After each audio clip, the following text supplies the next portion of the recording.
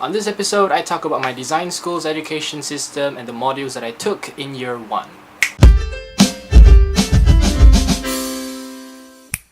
I've been in my course for about a few months now. I think almost 9 months. It's a very interesting course. There's a lot of modules which prepares me to become an in-house designer after internship and after graduation. There's this one particular session in one module of graphic communication. The objective is to come up with a company name. All the students had to imagine if they had a company themselves, what would their logo look like and what would their visual identity look like. In my experience of designing logos and trying to come up with brand strategy for I think almost a few months now, at least a few months.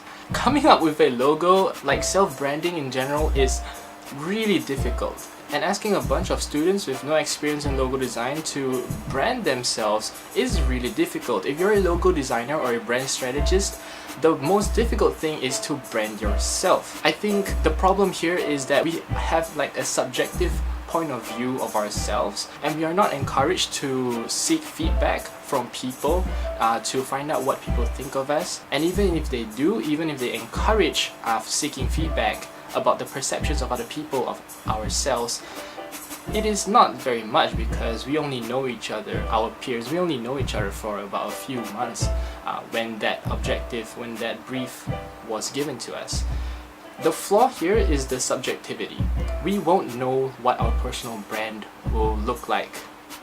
And it's a made-up company anyways. You won't know the goals of the company, you won't know what the company would want to look like and want to feel like. You only know that the brief is to only come up with a company with objective X. Meaning you're like a, for example, coffee shop and you sell coffee. There is no goals, there is no target audience in between. Maybe the coffee shop might want to target hipsters, or maybe the target audience of the coffee shop will be designers. You know, designers like to work inside coffee shops because it's a more conducive environment for them. There is no target audience, there is no goal, and there is no direction. And because of the lack of direction of where we are going individually, I feel like I could have gotten more from that module if we were to have an objective. Like for example, instead of designing a logo, a visual identity for ourselves, our own company that we came up with, instead we should design to solve a problem of another company. The other company will be issued to each class, and that company would have different objectives, different target audiences, and different branding.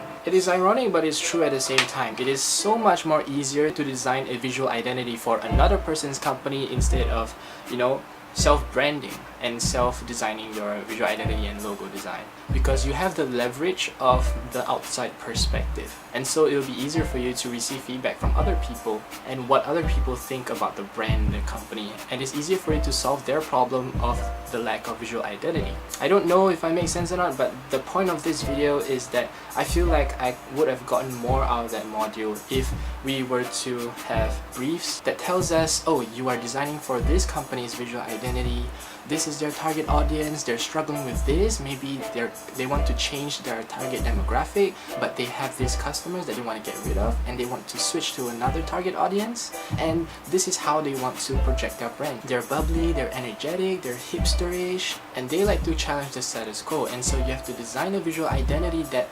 aligns with the goals of the company so that they will attract the target audience that believes in what they believe in.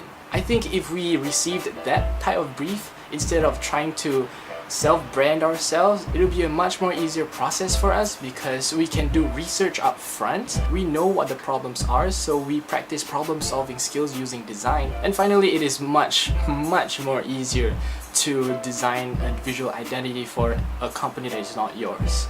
So that's what I think about my year 1 module. That it's just that one lesson because I'm so passionate about logo design, and I don't think self-branding is a great starting point for a designer that has no experience in logo design and visual identity design and brand strategy. Thank you so much for spending a part of your day with me watching this video of me ranting. It's just I'm really passionate about this subject, and since it's the course that I'm taking, I think I have the credibility to, because I already experienced it, I think I have the credibility to give my feedback on it. If you like this video, please subscribe to my YouTube channel. If you want to find out more about logo design, I suggest you click on this video. And I'll see you in the next one.